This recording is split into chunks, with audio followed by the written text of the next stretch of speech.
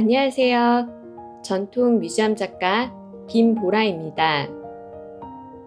오늘은 금강산도의 전체 영상을 보여드리겠습니다. 금강산도는 동해에 임한 태백산맥 북부의 명승지인 금강산의 아름다운 풍광을 담은 그림을 말합니다. 금강산도는 내금강, 외금강, 해금강으로 이루어진 금강산 전체의 모습을 다룬 금강전도와 각 명소를 독립된 화목으로 나눈 명소도식 금강산도가 있습니다. 중앙화단에서 유행한 금강산도는 19세기 들어서 저변화되어 이나 금강산도의 제작으로 이어졌고, 조선 말기와 근대기에 이르기까지 꾸준히 제작되었습니다. 중앙 화단의 금강산도가 사이성을 띠며 순수 감상용으로 화첩이나 첩, 축, 부채 등의 형식으로 제작되는 데 반해 민화 금강산도는 장식화로서 주로 병풍 형식으로 그려졌습니다.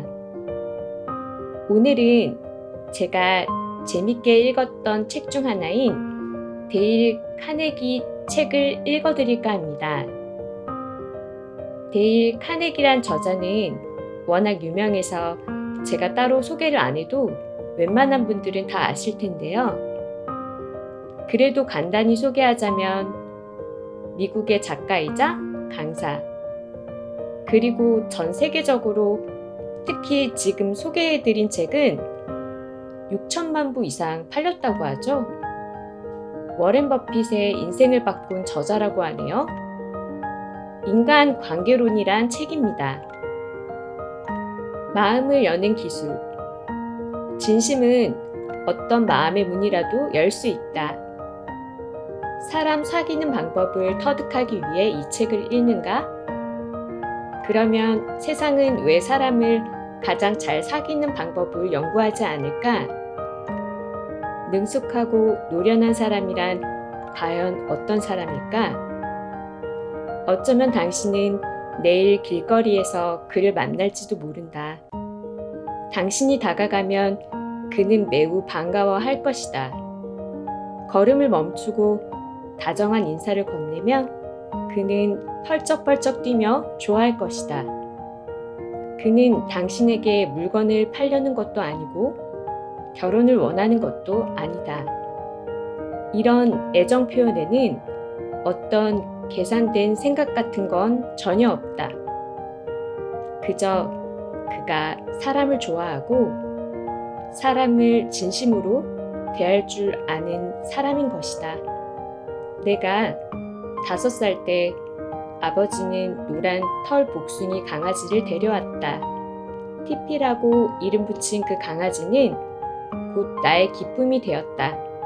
티피는 매일 오후 4시 반쯤이면 앞들에 나와 하염없이 길 쪽을 바라보다가 내가 나타나면 총알처럼 뛰어나와 나에게 안겼다.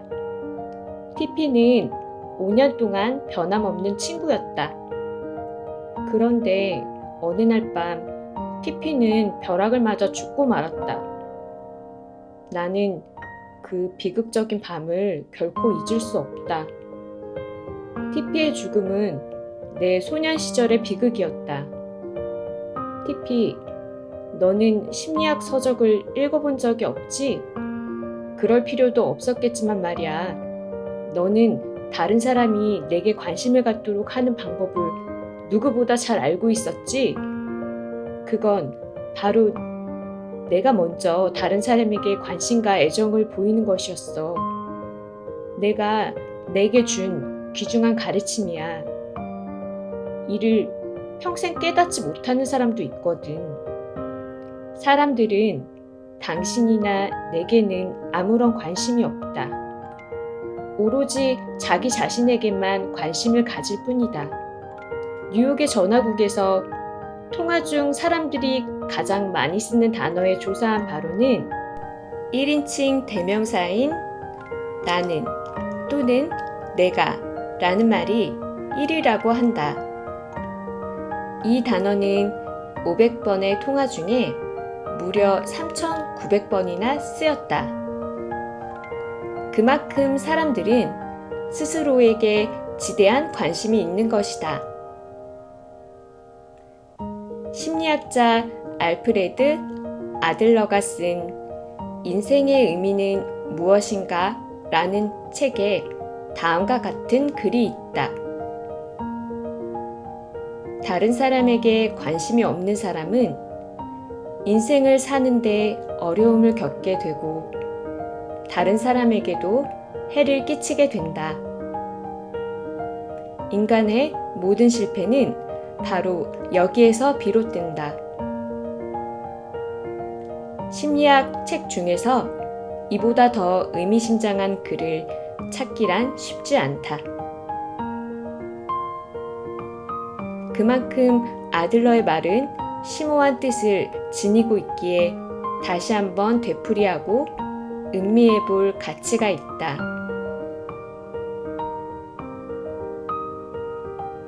나는 뉴욕 대학교에서 단편소설 창작 수업을 수강한 적이 있다. 강사는 골리어즈라는 인류 잡지사의 편집장으로 그는 매일 책상 위에 올라오는 투고작들의 몇 구절만 읽어봐도 벌써 그 사람이 타인을 좋아하는지 아닌지를 알 수 있다고 했다. 편집장은 항상 강의가 막바지에 이르렀을 때 잠시 강의를 중단하고 이렇게 말했다. 작가가 사람들을 좋아하지 않으면 사람들 역시 그의 작품을 좋아하지 않습니다. 설교조가 되어 미안하지만 꼭 이 말을 명심하십시오. 소설가로 성공하려면 반드시 타인에게 관심을 가져야 합니다.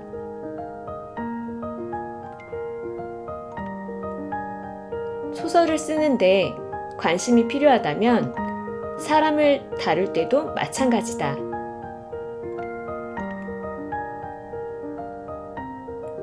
전에 하워드 더스톤이라는 유명한 마술사를 만난 적이 있다. 40년 동안 전 세계를 순회하며 공연한 그는 청중을 현혹시키고 그가 창조한 환상의 세계로 초대했다. 6천만 명 이상이 그의 공연을 관람했고 약 200만 달러의 수익을 올렸다. 나는 그에게 성공 비결에 대해 물었다. 그리고 그의 성공이 학교 교육과는 아무런 관계가 없다는 사실을 발견했다. 더스톤은 일찍부터 가출하여 불황하로 떠돌았다. 건초더미에서 잠을 자고 문전 걸식도 했으며 표지판 등을 보고 글자를 익혔다. 또한 그가 남보다 뛰어난 마술법을 지닌 것도 결코 아니었다. 그는 속임수에 관한 책이 수없이 많고 모든 마술사가 이 정도는 다 알고 있다고 하였다. 하지만 그는 다른 사람들이 갖고 있지 않은 두 가지를 갖고 있었다. 첫 번째는 자기의 개성을 무대 위에 올려놓는 능력이었다. 그는 마치 마술의 대가처럼 모든 동작, 목소리, 표정, 눈썹의 움직임 하나조차도 모두 사전에 치밀하게 연습했다.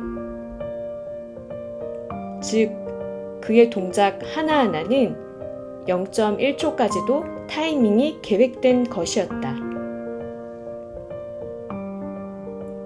두 번째로 그는 인간에 대해 진실한 관심과 애정을 가지고 있었다.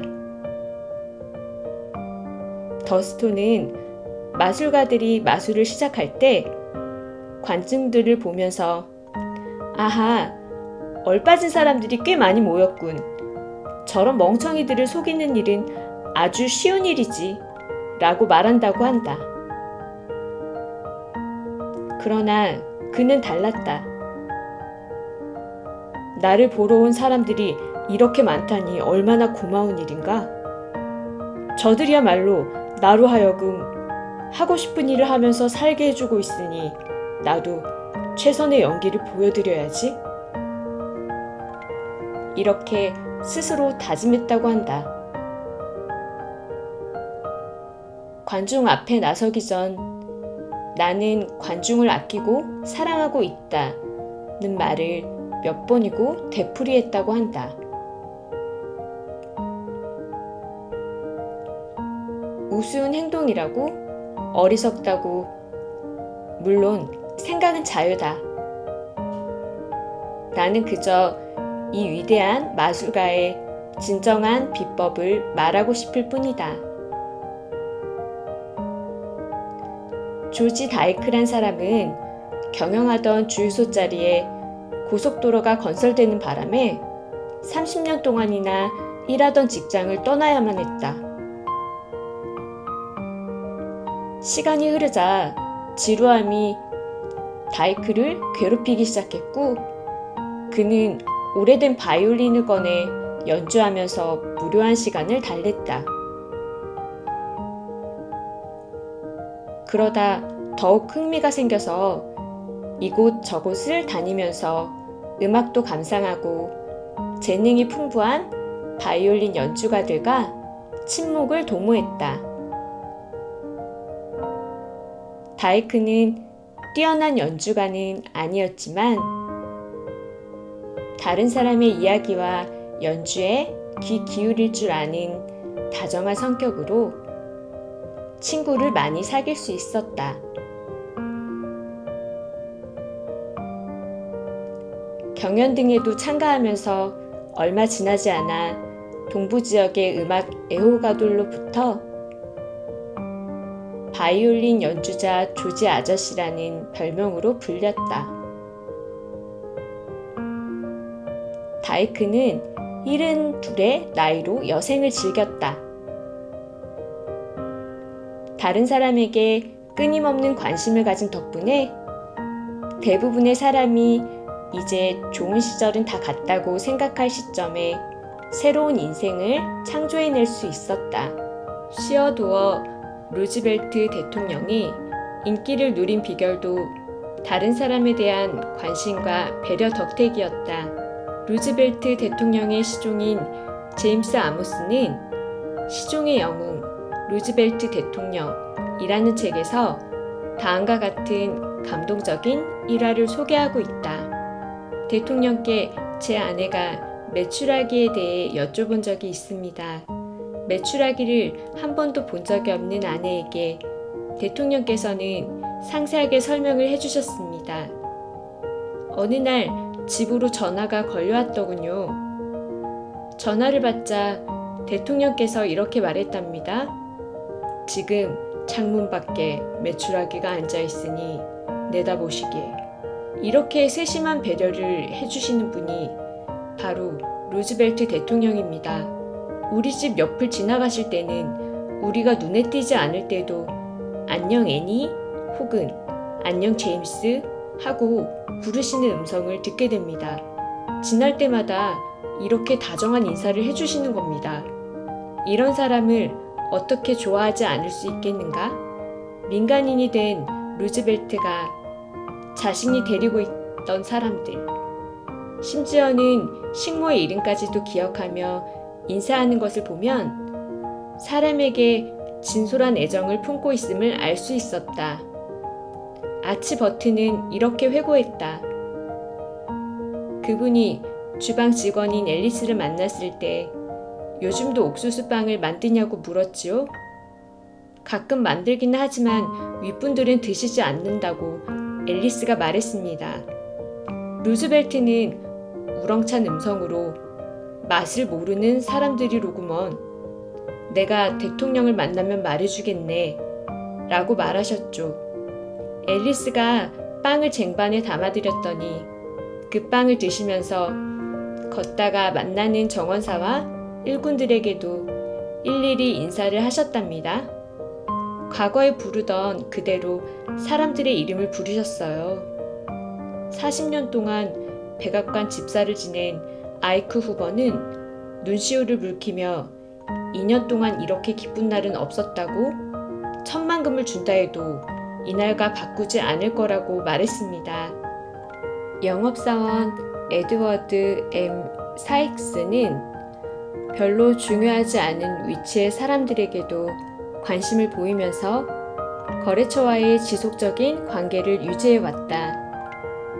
몇 년 전 저는 존슨앤존슨사의 직원으로 매사추세츠 지방의 고객들을 담당하고 있었습니다. 거래선 중 약국 하나가 힝햄에 있었는데 저는 이 약국에 올 때마다 주인과의 면담을 기다리는 동안 점원들과 이야기를 나누었습니다.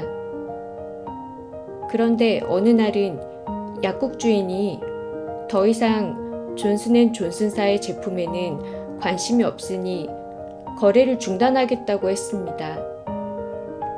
이유인즉슨 존슨사 측에서 주로 식품 가게와 할인 매장에만 신경을 써서 오히려 자기네 같은 작은 약국에 손해를 입히고 있다는 것이었습니다.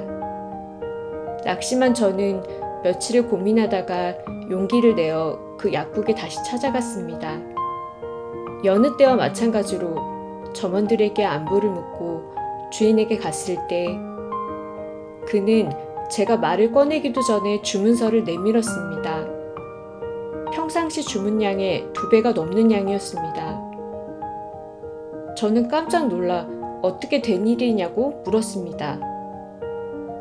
주인은 이렇게 말했습니다. 당신은 우리 점원들에게도 인사를 하는 유일한 세일즈맨입니다. 우리 약국과 거래할 자격이 있는 사람은 바로 당신입니다. 그 후 약국 주인은 단골 고객이 되었습니다. 세일즈맨이 갖추어야 할, 아니 모든 사람이 갖추어야 할 가장 중요한 자질은 상대에게 진심 어린 관심을 가지는 것 아닐까요? 나는 냉정한 사람들이라도 진실된 마음으로 관심을 가지면 그들로부터 협조를 얻을 수 있다는 사실을 경험을 통해 깨달았다. 일전에 나는 브루클린의 예술과학재단에서 페니 허스트, 캐더린 노리스, 엘버트 페이슨 터훈, 아이다 타벨, 그리고 로버트 휴즈와 같은 저명한 작가들을 초대해 소설 창작 기법에 관한 강좌를 연 적이 있다. 나는 그들의 작품을 좋아한다는 것과 성공의 비결을 가르쳐 달라는 내용의 편지를 썼다. 그리고 그들이 너무 바빠서 강의를 준비할 시간이 없을 것을 고려하여 소설 창작 기법과 관련된 일련의 설문지를 함께 동봉했고 편지마다 150여 명의 학생들이 서명을 했다. 결과는 어땠을까? 작가들은 이 편지를 좋아했다. 어느 누가 싫다고 하겠는가? 모두 기꺼이 브루클린까지 와서 우리에게 도움을 줬다. 우리 모두는 노동자이든 사무원이든 혹은 왕관을 쓴 임금이든 자신을 존경하는 사람을 좋아하기 마련이다. 독일 황제의 예를 들어보자. 제1차 세계대전이 끝나길 무렵 황제는 전 세계적으로 가장 경멸받는 인물이 되었다. 심지어 목숨을 부지하기 위해 네덜란드로 도망을 갔을 때 대중은 그를 배척했다. 대중의 중호심은 그를 갈기갈기 찢어서 화형에 처하고 싶다고 할 정도로 격렬했다. 이때 한 소년이 황제에게 찬미와 존경심이 가득 담긴 편지를 보냈다. 황제는 그를 사랑하고 존경한다는 편지 내용에 감동한 황제는 소년을 집으로 초청했다. 소년은 어머니와 동행했는데 그 후 황제는 이 소년의 어머니와 결혼했다. 이 소년은 친구를 사귀고 사람을 설득하는 법에 관한 책을 읽을 필요가 없었다. 무엇을 해야 할지 본능적으로 알고 있었다. 나는 친구들의 생일을 모두 기억하고 있다. 점성술을 믿는 건 아니지만 생일이 인격이나 기질과 어떤 관계가 있는지 등을 얘기하다가 친구들에게 슬쩍 생일을 물어보는 것이다. 가르쳐준 생일은 달력에 표시를 해두었다가 그날이 오면 편지나 전보를 보냈다. 그 결과는 놀라웠다. 누군가의 마음을 얻고 싶다면 상대를 위해 무언가를 해줘라. 여기에는 시간, 노력, 희생, 그리고 사려 깊은 마음이 필요하다. 친구를 사귀고 싶다면 생기 넘치고 열정적인 태도로 상대를 맞이하라. 전화를 받을 때도 마찬가지다.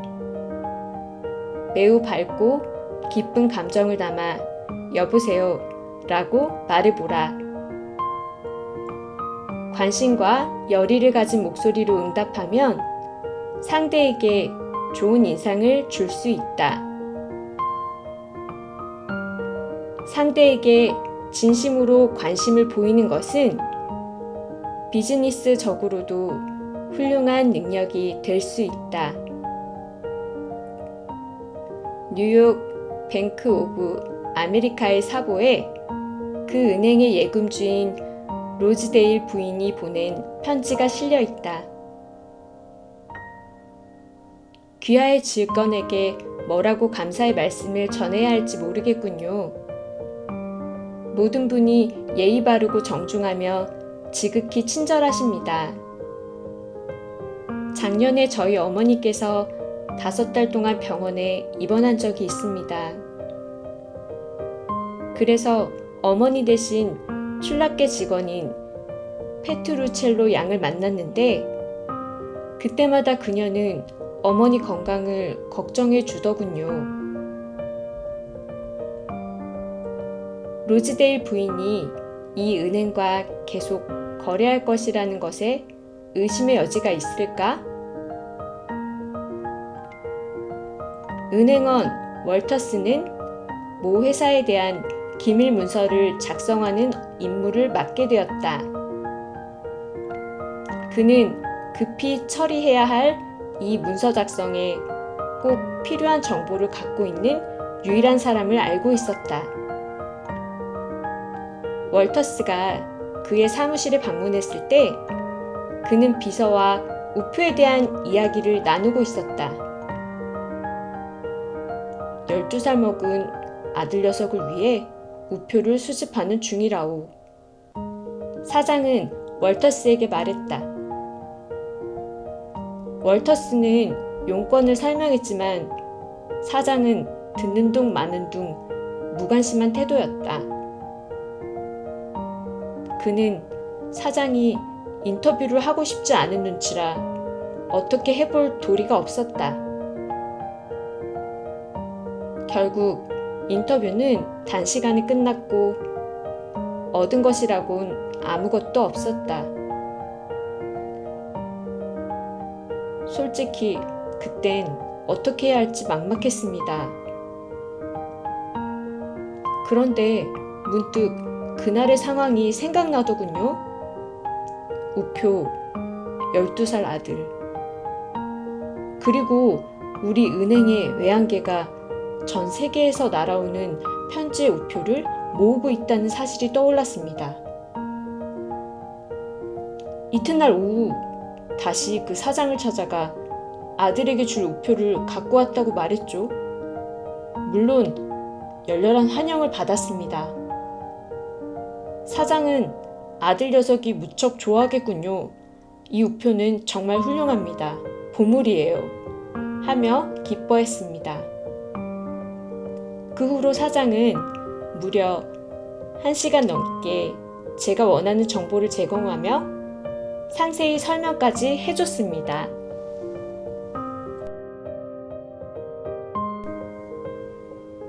그는 자신이 알고 있는 모든 정보를 제게 말해주더니 직원을 불러 상세한 내용을 확인하고 자기 친구에게까지 전화를 걸어 제가 필요로 하는 사항들, 숫자, 보고서 등을 모두 보여줬습니다. 저로선 그야말로 소위 기자들이 말하는 특종 기사를 얻어낸 셈이죠. 필라델피아에 사는 크나풀은 어느 대형 연세점에 연료를 팔기 위해 수년 동안 애를 썼다. 그러나 연세점 측은 해외 업자로부터 구입한 연료통을 싣고 보란듯이 그의 사무실 앞을 지나곤 하는 것이었다. 화가 난 크나풀은 미국의 연세점들은 암적인 존재라고 악담을 퍼부었다. 크나풀은 그때까지도 자신이 왜 그 연세점에 연료를 팔지 못하는지 이유를 몰랐다. 그런 그에게 나는 다른 방법을 시도해보라고 권유했다. 그래서 강좌에 모인 수강생들끼리 이 연세점의 확장이 지역 발전에 이득이 아닌 손해를 끼치지 않느냐는 문제에 대해 토론을 벌이기로 하였다.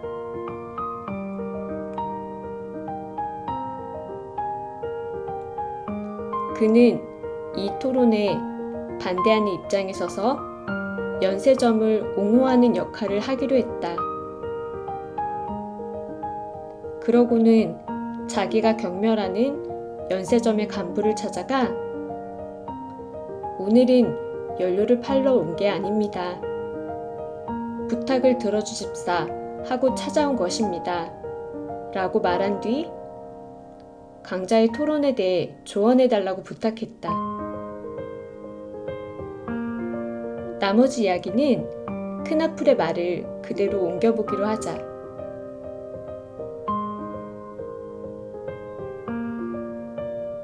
저는 이사님께 꼭 1분만 시간을 빌리기로 약속하고 이야기를 시작했습니다. 제 이야기를 듣던 이사님은 의자에 앉으라고 권하고는 정확히 1시간 47분 동안 답변을 하더군요. 이사님은 연세점에 관한 저서를 쓴 다른 중역 한 명을 불러오고 전 미국 체인스토어 협회에 조회하여 그 문제에 관한 토론 기록 사본도 구해줬습니다. 그는 연세점이 고객에게 진실한 마음으로 봉사하고 있다고 믿고 있었습니다. 자기가 하고 있는 일에 자긍심이 있어서 말할 때마다 그의 눈빛은 빛났으며 제가 미처 생각해 본 적이 없던 일에 대한 시야를 넓혀줬습니다. 제 정신적 태도를 변화시키는 데 결정적 역할을 했지요.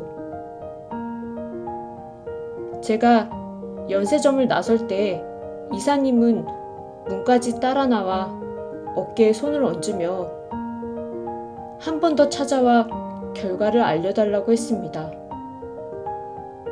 그리고 봄이라면 가능하겠소. 그때 당신에게 연료를 주문할 수 있을 것입니다. 라고 말했습니다. 저로서는 마치 기적이 일어난 것 같았습니다. 부탁하지도 않았는데 연료를 주문하다니. 저와 우리 제품에 관심을 가져달라고 10여 년 동안 애쓴 것보다 단 2시간 동안 그와 그의 문제에 제가 관심을 보인 것이 훨씬 효과적이었습니다. 크나풀은 새로운 진리를 터득한 것이 아니다.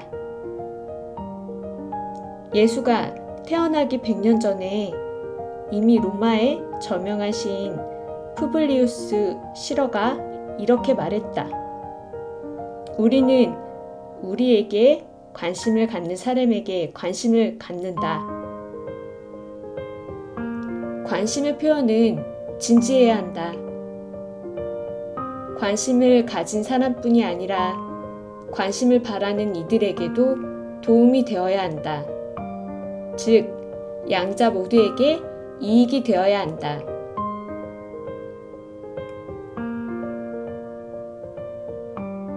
나의 강좌에 참가한 적이 있는 마틴 킨즈버그는 한 간호원이 그에게 특별한 관심을 가져준 일이 그의 인생에 커다란 영향을 주었다고 말했다.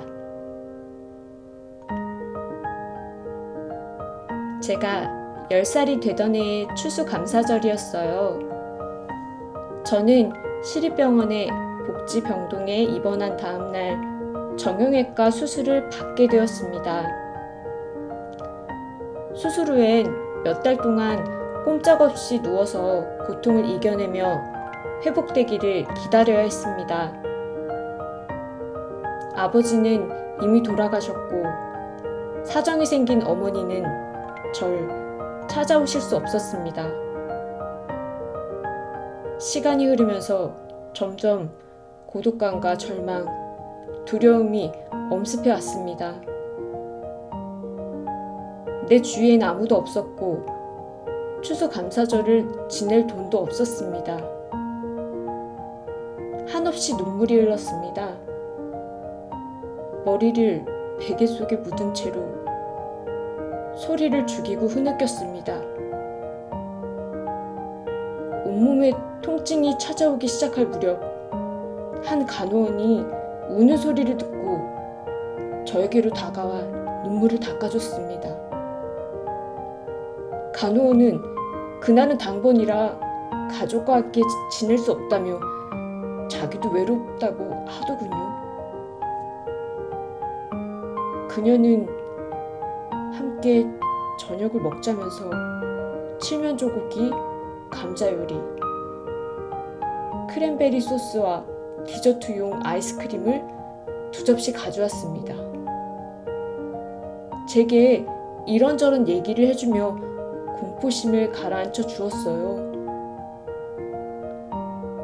간호원은 오후 4시에 퇴근할 예정이었지만 저와 함께 게임도 하고 이야기도 하면서 밤 11시까지 함께 있어 주었습니다. 그날 이후 추수감사절이 오면 저는 그 특별했던 하루를 추억합니다. 절망감, 두려움, 그리고 고독을 견딜 수 있게 해준 그 간호원의 따뜻한 마음을 잊을 수가 없답니다.